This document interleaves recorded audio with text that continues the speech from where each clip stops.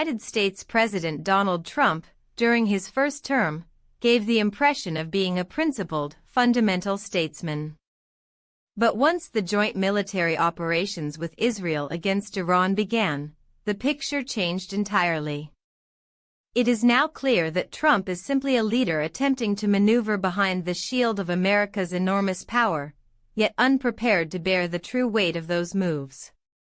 This cannot be compared to any of America's previous presidents, and not in a favorable way. Since February 28, the contradictions within Trump's statements have been overwhelming, some directly canceling each other out. His baseless claims against Great Britain have now been exposed as empty. And it is precisely at this point that the gulf between two very different political cultures becomes impossible to ignore. Britain moved quietly, but decisively. One of the most advanced submarines in the world has been deployed to the Arabian Sea region. Operating 50% more silently than conventional submarines, this next-generation vessel is a weapon of the future. London officially stated that this move has no connection to the US-led coalition against Iran.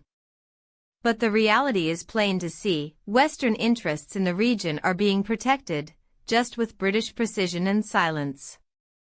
Iran has neither confirmed nor officially denied Trump's peace proposals, and that political silence speaks volumes. If talks are genuinely underway, why is Iran saying nothing? The answer is simple: Trump is maneuvering to protect his political image. He is either trying to bring Iran to the negotiating table, or positioning himself to walk away saying the talks failed, emerging with his reputation intact. Because deep cracks between Washington and Tel Aviv are already beginning to show. Yet the military moves do not stop.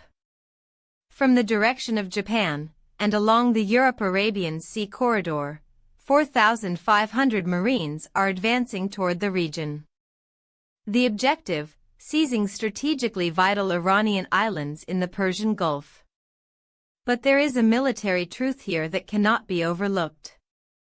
If Iran did not possess tactical, ballistic, hypersonic, and intercontinental missiles, capturing these islands and holding them would be entirely feasible, much like operations in the 1940s. But this is 2025. Iran is a military force capable of striking Israeli strategic targets with precision from 1,500 kilometers away.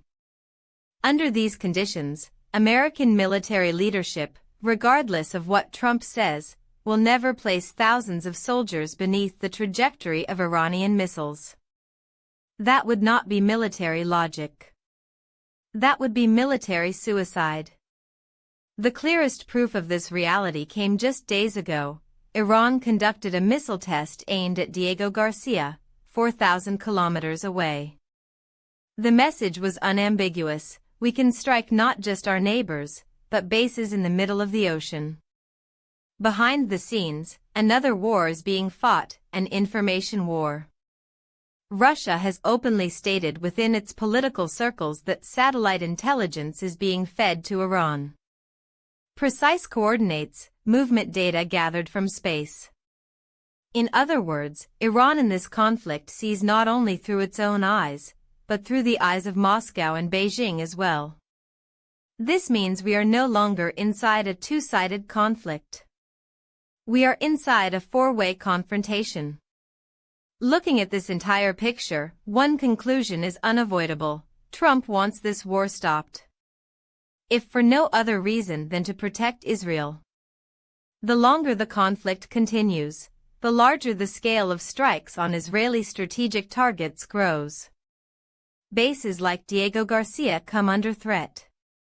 And the cracks within the US-Israel alliance deepen further. The question that remains is this: will Trump manage to walk away from this as a winner, or will history remember him as the leader who started a war he could not finish?